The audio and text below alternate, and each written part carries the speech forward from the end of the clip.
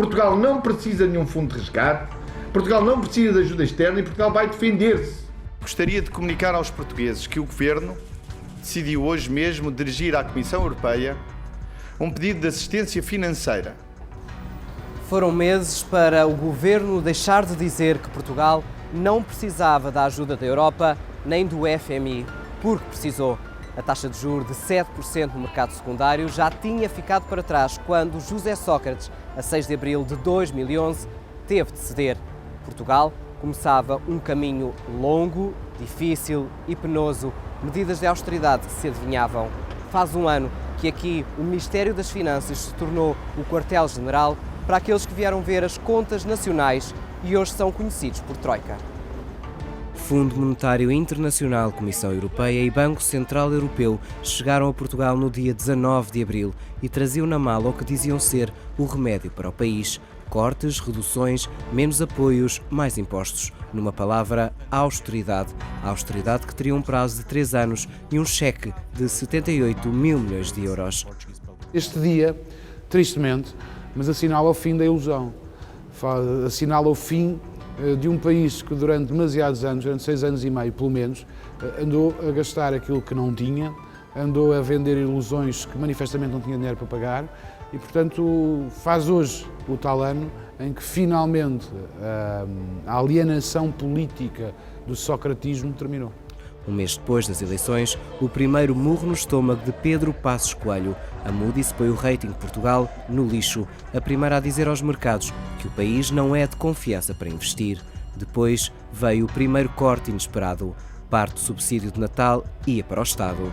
O momento que eu penso que marcou a forma como este governo entrou em funções foi decidir, em agosto do ano passado, ainda sem ter conhecimento concreto da realidade da economia portuguesa, que o governo decidiu ir ao bolso dos portugueses, retirando-lhe metade do subsídio de Natal.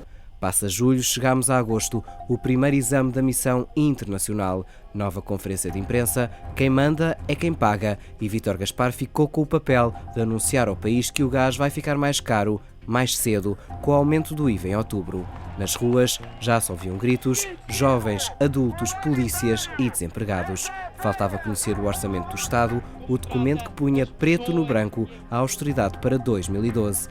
Mais austeridade. Ainda todos se lembravam do que não ia acontecer com o memorando de entendimento, mas nessa altura era José Sócrates a liderar o governo. Agora era diferente. Que o Orçamento para 2012 prevê a eliminação dos subsídios de férias e de Natal.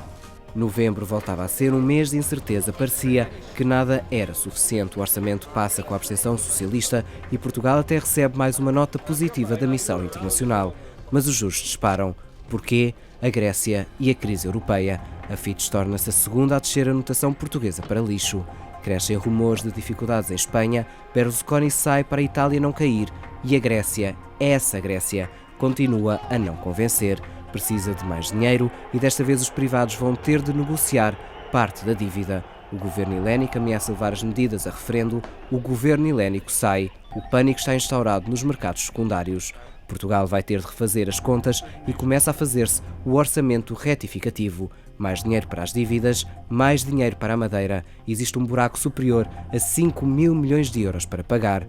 O governo e parceiros sociais entendem-se e assinam as mudanças das leis laborais. De fora fica apenas a CGTP.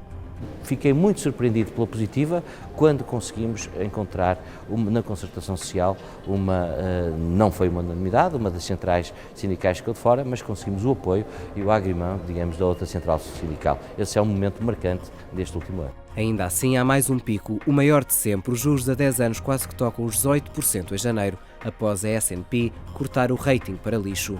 Mas depois, a Grécia evita por agora sair do euro, recebe mais dinheiro, desta vez com perdão dos privados. A missão internacional volta a Portugal, dá nota positiva e chega a nova tranche. Controlar as contas continua a ser um trabalho colossal e torna-se ainda mais urgente descolar da Grécia.